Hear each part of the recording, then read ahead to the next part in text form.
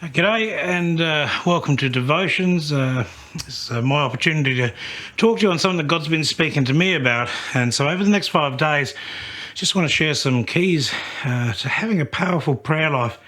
I think prayer life is super important in our Christian walk. And it makes me think, I was thinking, like, why is prayer so important? And, prayer really is the recharging of our spirit and reconnecting with God. We need to plug into God and get recharged through prayer. And it's really important for Jesus too. This isn't something that's our ideas. This is what Jesus did. It talks about where Jesus was out and about, and he'd been chatting to great crowds, and they were asking for salvation and healing. And it says in Luke 5:16, but he withdrew to a desolate place and he would pray.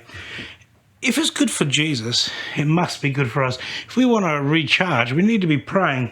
And prayer is the most powerful weapon that we have in this world today. And especially with what the world is throwing at all of us, we need to overcome these things with prayer.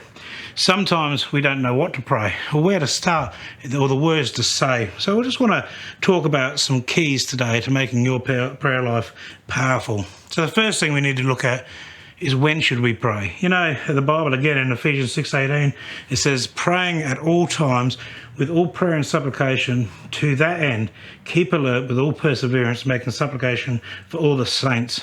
The Bible is clear that we should pray in all situations, no matter what.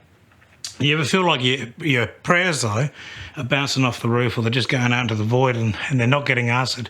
If you're feeling like that, I think the place we need to start is with our heart. We need to check our heart first before God, before we start praying for anything. James 5:16 says, the prayer of a righteous man or woman is powerful and effective.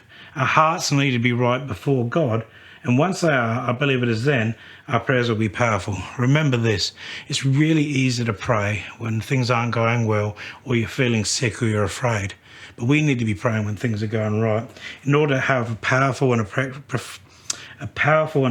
prayer life, we need to be praying when things are going great too. And James 5:13 tells us that. I look at it like this: if we expect God to help us in our time of need, we need to have a relationship with him.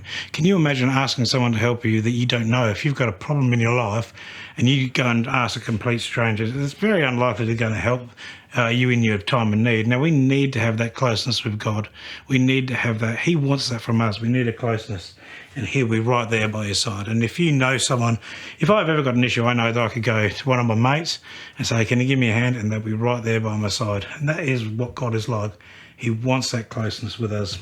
A powerful prayer life starts when our hearts are right before God and we spend time with our Father. It was always there, not just when we need him.